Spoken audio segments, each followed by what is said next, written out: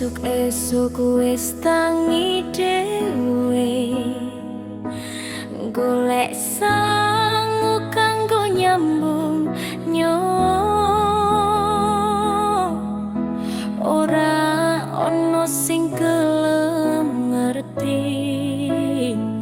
rekosane wong urip tanpa sapa-sapa.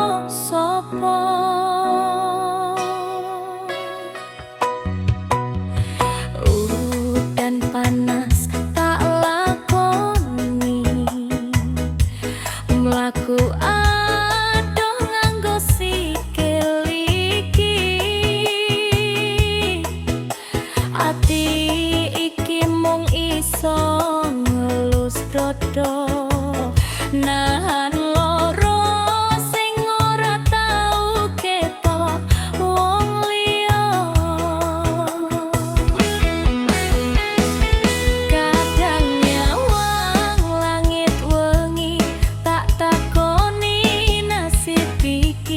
Ngopo urip kok kaya ngene kabeh kudu tak tanggung dhewe rekosane wong ora dhewe nangis wae ora ana sing rangkul aku.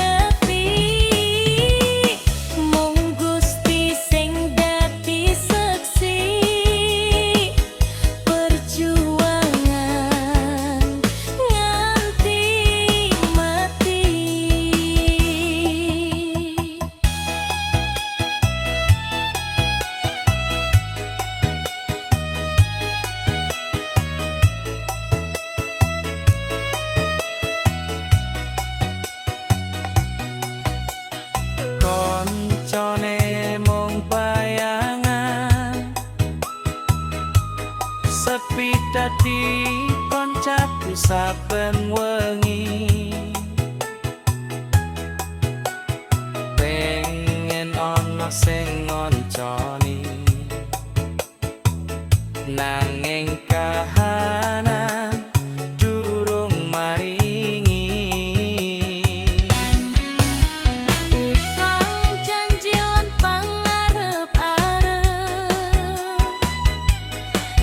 Simpen jero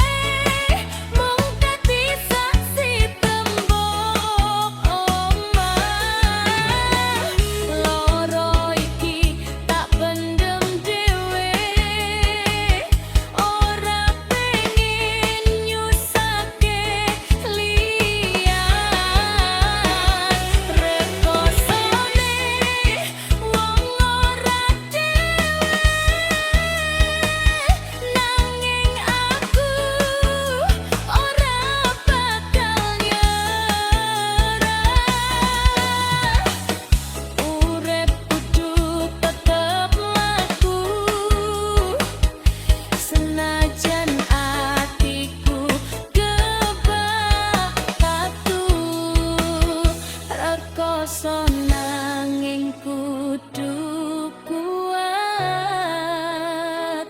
wong ora dhewe kudu iso ngadepi kabeh